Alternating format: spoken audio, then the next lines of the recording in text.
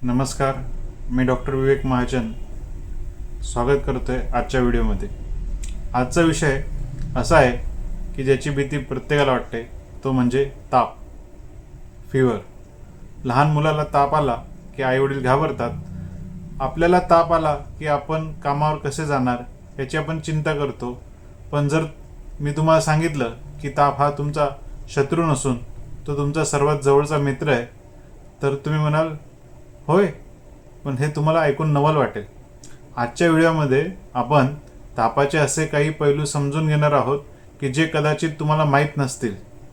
ताप काय येतो, तो आल्यावर आपल्या शरीरात नेमकं काय युद्ध चालू असतं, आपण काय खायला हवं, काय टाळायला हवं, आणि मुख्य म्हणजे की आपण डॉक्टरांकडे कधी जायला हवं आणि हॉस्पिटलला कधी पडायचं आहे. तर हे सर्व आपण आजच्या सोप्या भाषेमध्ये आपण समजून घेणार आहोत. हा व्हिडिओ शेवटपर्यंत बघा, कारण तापाबद्दलची तुमची समज आज पूर्णपणे बदलणार आहे. तर ताप काय येतो, तर सर्वप्रथम एक लक्षात घ्या की ताप हा आजार नाही, तर हे एक लक्षण आहे. आपल्या मेंदूमध्ये हायपोथॅलॅमस नावाचा एक भाग असतो, जो आपल्या शरीराच्या थर्मोस्टॅट म्हणजेच एक एसीचा रिमोट आहे ना, त्या प्रकारे असतो. तो काय करतो, शरीराचं जे तापमान आहे ते 37 डिग्री सेल्सिअस वर सेट करून ठेवतो. पण जेव्हा शरीरात जो एखादा व्हायरस किंवा बॅक्टेरिया ज्यावेळेला घुसखोरी करतो, तेव्हा आपल्या शरीराच्या सैनिक पेशी म्हणजेच व्हाईट ब्लड सेल्स, पांढऱ्या पेशी, मेंदूला सिग्नल देतात की आपले शत्रू आलेत. मग मेंदू काय करतो, तर मेंदू शरीराचं तापमान वाढवतो. का? कारण बहुतांश व्हायरस आणि बॅक्टेरिया हे उच्च तापमानात जिवंत राहू शकत नाही. मग सांगा बरं, ताप चांगला आहे, आपला मित्र आहे की नाही? मग आता तुमचं शरीर स्वतःला वाचवण्यासाठी स्वतःला गरम करतं, आणि ताप हा शरीराचा एक डिफेन्स मेकॅनिझम आहे. एक इंटरेस्टिंग फॅक्ट सांगतो तुम्हाला की जेव्हा तुम्हाला ताप येतो तेव्हा शरीरामध्ये रक्तातील जे लोह असतं ते लपवून ठेवतं, कारण बॅक्टेरियाला वाढवण्यासाठी लोहाची गरज असते. शरीर ते लोह बॅक्टेरियाला मिळू देत नाही.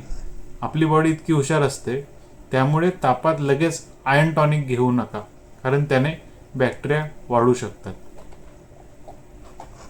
तसंच आपल्याला तापाचे काय काय प्रकार असतात, तर आपण एक जनरल त्याच्याबद्दल आजच्या व्हिडिओमध्ये आयडिया घेणार आहे की साधा व्हायरल ताप आहे का, टायफॉइड आहे किंवा मलेरिया आहे.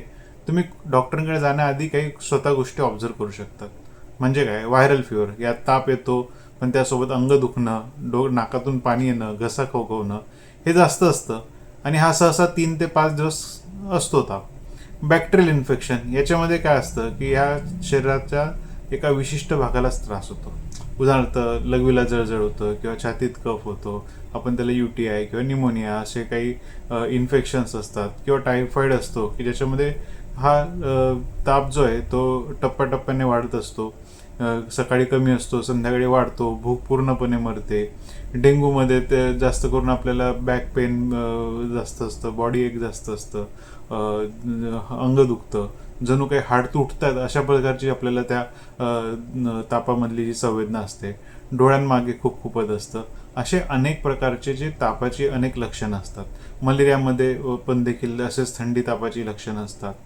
तर हे जे डायग्नोसिस आहे हे डॉक्टरांचं काम आहे, पण तुम्हाला कधी डॉक्टरांकडे जावं ह्याच्यासाठी मी तुम्हाला हे मार्गदर्शन करतोय. तसंच तापात काय करायचं आहे आपल्याला, तर आयुर्वेदात तापाला ज्वर म्हटलंय आणि त्याची चिकित्सा एकाच वाक्यात सांगितली, तर लंघनम परम औषधम. म्हणजे काय, तर तुम्हाला उपवास करायचा. उपवास म्हणजे काय की हलकं खायचंय. म्हणजे आपली चूक काय होते की मूल आजारी पडलं की आपण त्याला बळजबरीने खायला घालतो, अरे काहीतरी खा तरच शकतील. हे चुकीचं आहे. जेव्हा ताप असतो तेव्हा तुमची पचन क्षमता जी आहे ती मंदावलेली असते. शरीराची सगळी एनर्जी व्हायरसशी लढण्यात व्यस्त होते, पचवण्यात नाही. अशा वेळी तुम्ही जर जड अन्न दिलं आणि जर ते खाल्लं तर शरीरावर त्याचा लोड येतो आणि ताप वाढतो. मग करायचं काय, तर गरम पाणी. तर साधं पाणी प्यायचं नाही, पाणी उकळूनच आपलं कोमट पाणी पित राहायचं. त्याच्याने थोडासा कफ देखील पातळ होत असतो जर तुम्हाला कफाचं इन्फेक्शन असेल तर. दुसरी गोष्ट, तुम्ही वाळा, सुंठ, नागरमोथा अशी काही आयुर्वेदिक औषध आहे ती थोडीशी पाण्यात उकळून तुम्ही ती पिली तर त्याला षडंग उदक आयुर्वेदात असं म्हटलेलं आहे, ते तुम्ही घेऊ शकतात. आणि मुगाच्या डाळीचं जे सूप आहे ते, किंवा साळीच्या लाया, जेव्हा तुम्हाला जर भूक नाही लागत आहे तर ते तुम्ही खाऊ शकतात. तोपर्यंत जड अन्न काही खायचं नाही आपल्याला, जोपर्यंत ताप आहे आपल्याला तोपर्यंत तरी. किंवा दाल खिचडी, हिरव्या पालेभाज्या, ही सलाड्स हे आपण खाऊ शकतो. घरी काय आपण उपाय करू शकतो तर, ताप जर आपल्याला 100च्या वर दिसतोय तर आपण, बरेच लोक ही चूक करतात की एकदम थंड पाण्याने कोणी अंगावर टाकतं तर कोणी थंड पाण्याच्या पट्ट्या ठेवतं. तर याच्याने व्हॅसो कन्स्ट्रक्शन होऊ शकतं. जर एखाद्या पेशंटला जर खूप हायग्रेड फिवर असेल तर कृपया करून असं करू नका. सुरुवातीला तरी तुम्हाला कोमट पाण्याच्या, म्हणजे नावाला कोमट पाहिजे, जस्ट पट्टी ठेवल्यावर थंडी नको वाजायला किंवा एक असं झटका नको यायला, अशा पद्धतीचं ते कोमट पाणी आपल्या च्या पट्ट्या ज्या आहेत त्या डोक्यावर ठेवायच्या आहेत. तुम्ही तुळस किंवा सुंठ किंवा थोडंसं गूळ टाकून त्याच्यात थोडंसं गरम करून तुम्ही एखाद्या पाण्यामध्ये मिक्स करून ते तुम्ही ते देऊ शकतात. तसंच तुम्ही काय टाळायचं आहे तर, अँटीबायोटिकचा जो कोर्स आहे हा आपल्याला शक्यतो टाळायचा असतो. किंवा की जर व्हायरल फिवर आहे तर त्यात अँटीबायोटिकचा रोलच नाही आहे, त्यामुळे उगीच अँटीबायोटिक घेऊ नका, मेडिकलवरून त्या गोळ्या आणू नका किंवा डॉक्टरांच्या सल्ल्याशिवाय अँटीबायोटिक घेऊ नका. त्याच्याने काय होणार, भविष्यात तुम्हाला विनाकारण अँटीबायोटिक रेजिस्टन्स होईल. रेजिस्टन्स म्हणजे काय, की तुम्हाला ही अँटीबायोटिकची औषधं नेहमी नेहमी कामात नाही येणार. ते तेवढं ॲक्टिंग, त्यांचं ॲक्शन तुमच्या बॉडीवरचं ते कमी होऊन जातं किंवा संपूनच जातं. त्याला आपण अँटीबायोटिक रेजिस्टन्स म्हणतो. तर हे अँटीबायोटिक रेजिस्टन्स आपल्याला टाळायचं आहे. नंतर दुसरी गोष्ट काय, की आपण अशा वेळेला स्वेटर घालून झोपायचं असतं, म्हणजे किंवा तुम्ही जास्त अंगावर गरम कपडे जसं ब्लँकेट तुम्ही घालू शकता. त्याच्याने काय होतं की एक प्रकारे स्वेदन म्हणजे घाम यायची प्रक्रिया होते आणि त्याच्याने तापसुद्धा कमी होत असतो आणि ताप मेंदूत जाण्याची एक भीती नसते. अंगावर आपल्याला नॉर्मली सुती कपडे आणि किंवा हलके कपडे पाहिजे घालायला. आता इमर्जन्सीमध्ये कधी जायचं तर आपण काही रेड फ्लॅग्स असतात की ज्यावेळेला आपल्याला डॉक्टरांकडे जावंच लागणार आहे किंवा आपण जास्त वेळ घालून चालणार नाही किंवा आपल्याला इमर्जन्सीत जाऊ शकतं. हे रेड फ्लॅग्स काय, की तुमचं जर 103, 104 जर डिग्री एवढा जर ताप जातोय आणि तो औषधाने कमी होत नाही तर फटकन तुम्हाला लगेच डॉक्टरांकडे पडायचं आहे.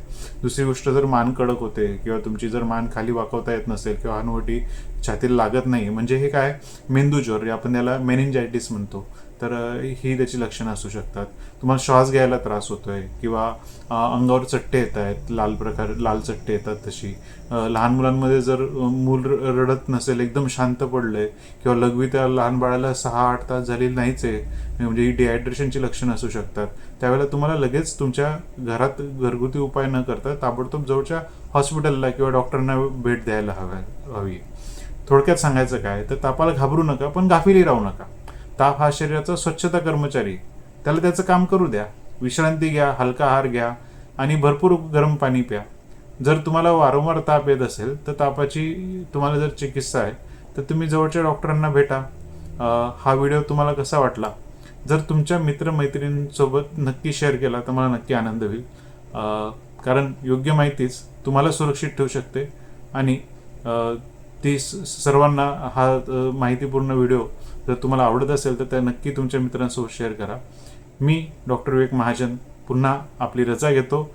स्वच्छ राहा, आनंदी राहा. धन्यवाद. भेटूया आपण पुढच्या व्हिडिओमध्ये. धन्यवाद.